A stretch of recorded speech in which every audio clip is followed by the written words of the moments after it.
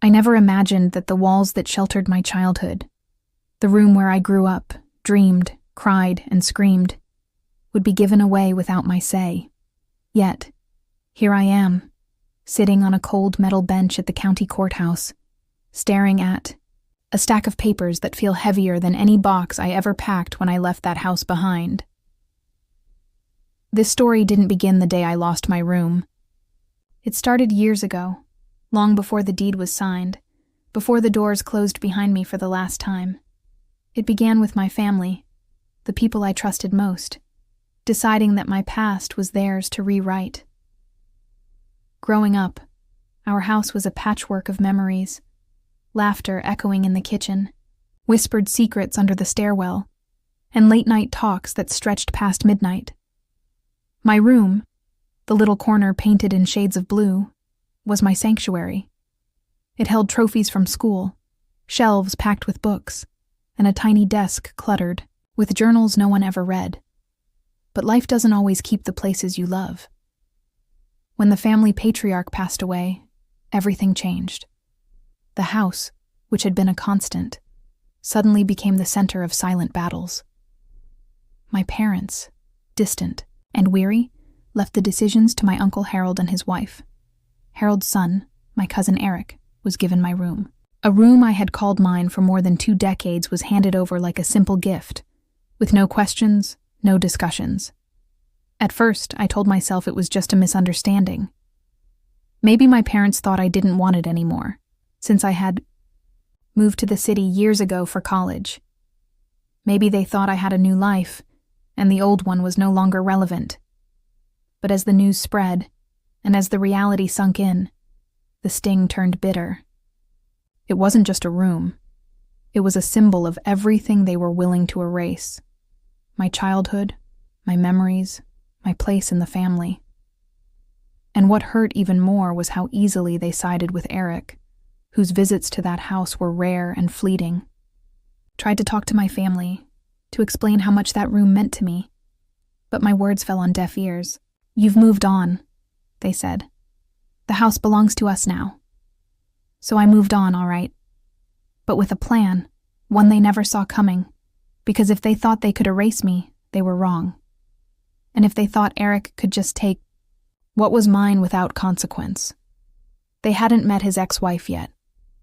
Her name is Rachel, and if there's one person in this tangled family drama who understands loss, it's her. She didn't just lose a marriage. She lost her home, her dignity, and almost everything she owned. When I reached out to Rachel, it was more than coincidence. It was the beginning of something no one expected, a quiet reckoning fueled by memories and the unspoken bond of betrayal.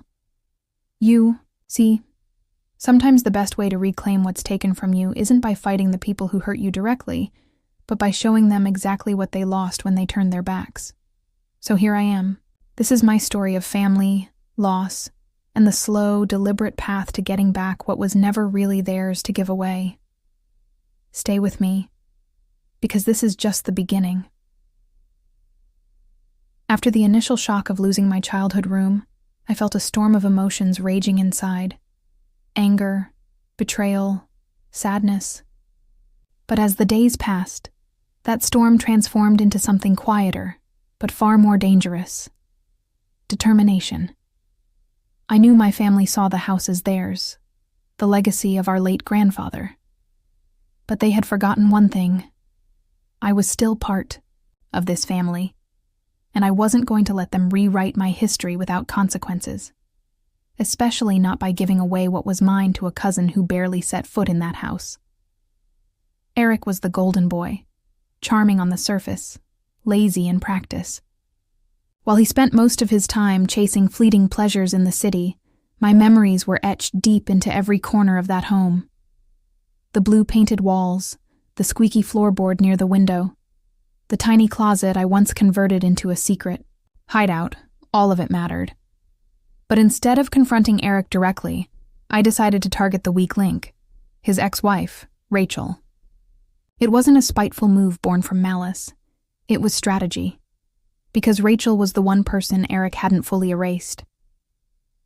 I remembered how devastated Rachel had been when they divorced 2 years earlier. Not only did she lose her husband, but she also lost the home they had shared. A house she had fought hard to keep, only to be pushed out by Eric's family influence. She had practically vanished from family gatherings, swallowed by the same silence that had swallowed my protests. So, I tracked her down. It took weeks to find her, mostly because she had moved to a small town 3 hours away, trying to piece her life back together far from the toxic grip of Eric and his family. When I finally called, she was hesitant at first, wary of my intentions. "Why are you reaching out now?" she asked cautiously. "Because," I said, "we both lost something. Maybe we can help each other." Our first meeting was at a quiet cafe on the edge of town. I saw the traces of pain on her face, the tired eyes, the forced smile, but also a spark of resilience.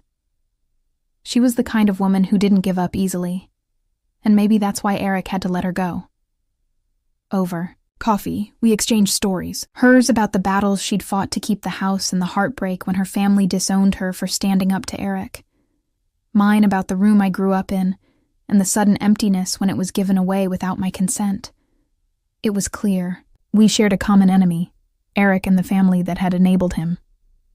"Why don't you fight back?" Rachel asked, her voice low.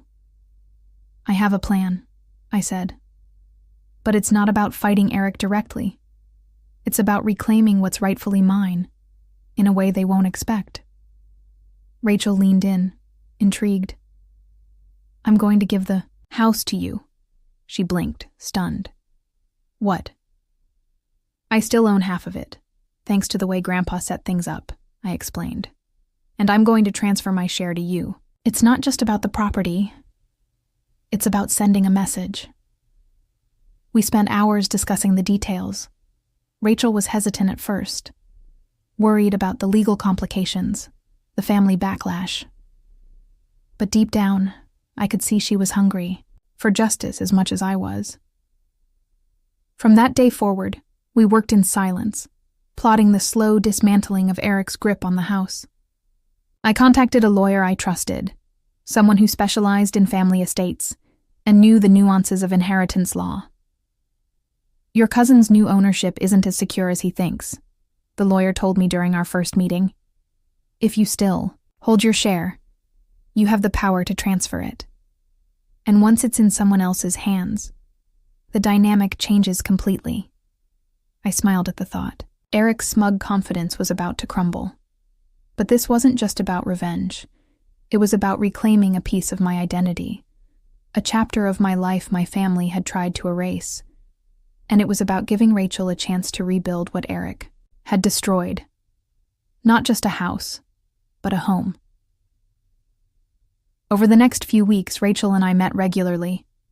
We pored over documents, signed paperwork, and strategized how to keep everything under the radar until the right moment. It was a delicate balance. We didn't want Eric or his family to catch wind of the plan until it was too late. Meanwhile, the family continued their silent war. My parents avoided me, offering cold greetings and dismissive remarks whenever I brought up the house.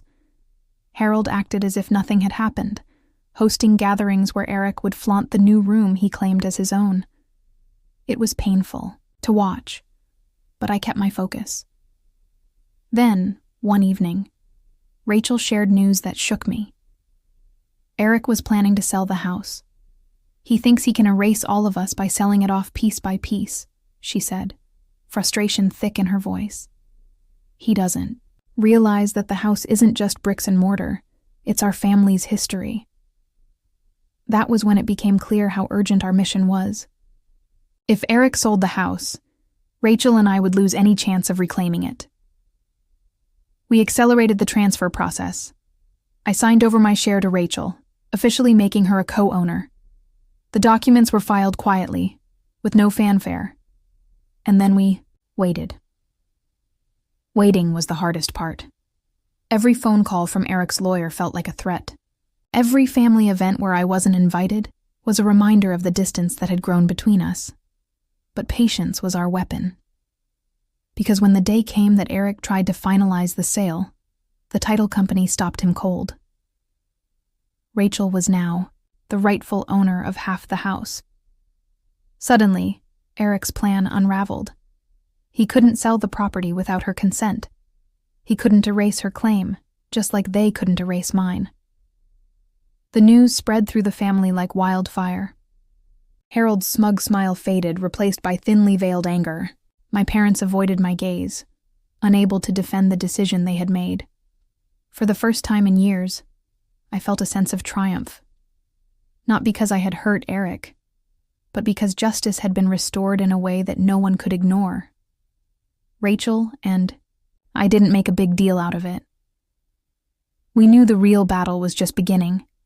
The family would try to fight back, to divide us, to silence the truth.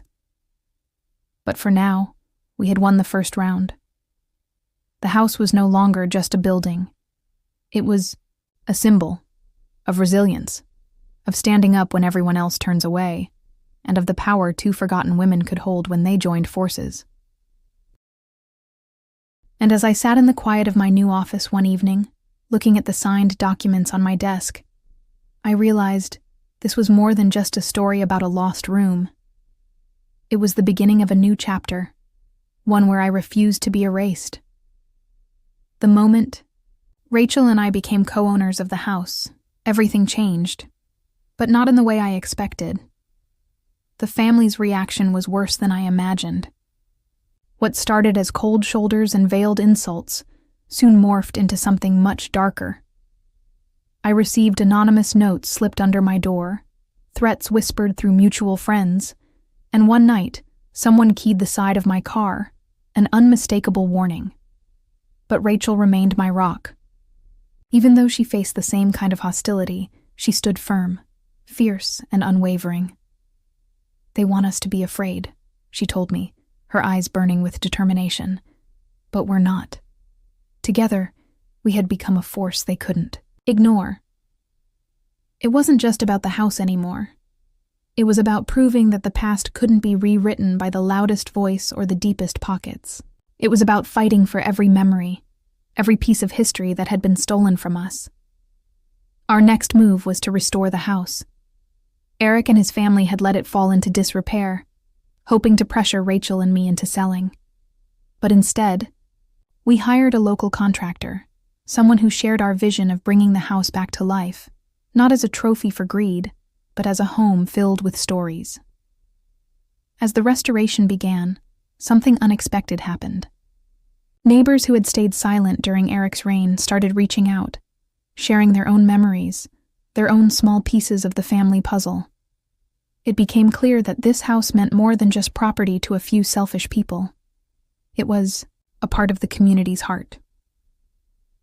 One afternoon, as Rachel and I were walking through the garden, an elderly woman approached us. She introduced herself as Mrs. Daly, a longtime resident who had known our family for decades. "I'm so glad you're restoring the house," she said softly. "It's been empty too long. Your grandfather would be proud." Her words touched me deeply. For the first time, I felt a true connection to the legacy I had fought so hard to reclaim. But Eric wasn't going to give up.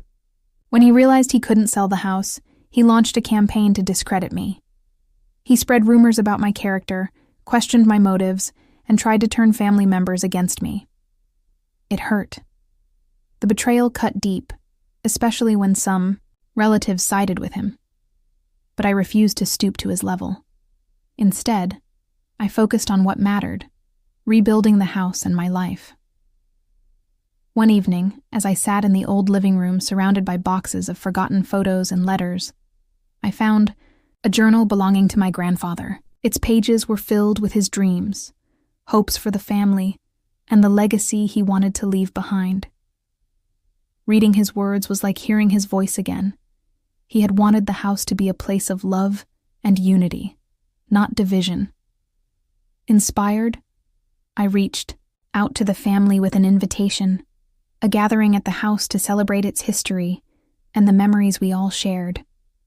It was a risk, but one I was willing to take. To my surprise, some accepted. They came with hesitant smiles, unsure what to expect. The night was filled with stories, laughter, and even tears. For a moment, it felt like the family I had lost was finding its way back. Eric was notably absent, but that didn't ruin the evening. Rachel and I stood side by side, watching as the house came alive with warmth. It wasn't just a building anymore. It was a symbol of resilience, forgiveness, and the power of standing up for what's right. In the months that followed, the hostility softened. Some family members reached out privately, expressing regret and a desire to heal the wounds. I learned that reclaiming my past wasn't just about possession. It was about reclaiming my voice, my dignity, and my future. And as Rachel and I turned the page on this chapter, I knew that no matter what came next, we had already won the most important battle.